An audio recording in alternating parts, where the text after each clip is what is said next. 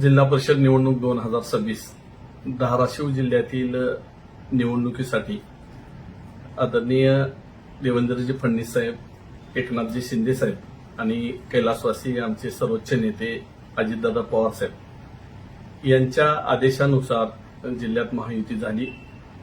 महायुतीतर्फे आम्ही लढत असताना आम्हाला लोकांनी 6 ठिकाणी आम्ही विजयी झालो.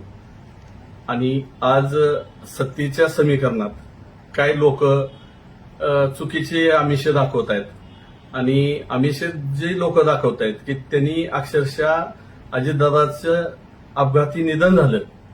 अशा परिस्थितीमध्ये जिल्हाभर अजितदादाच्या घड्याळाला सहानुभूती असताना सुद्धा काय लोकांनी मुद्दाम घड्याळावरचे उमेदवार पाडण्याचा प्रयत्न केला आणि तीच लोक आज आम्हाला आमिष देऊ इच्छितात.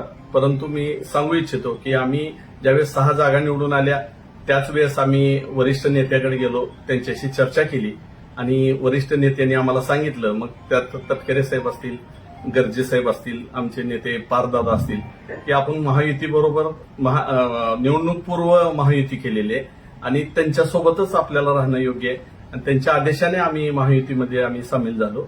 आणि आम्ही आता कोण किती काय आमिष दाखवल त्याला आम्ही थारा देणार नव्हत. निश्चित राष्ट्रवादी काँग्रेस पार्टी महायुतीमध्येच सामील झालेली आहे आणि ती त्याच पद्धतीनं वाटचाल करणार आहे. दुसऱ्या काय कोण वावड्या उठवत असेल तर त्याला महत्व देण्याची गरज नाही.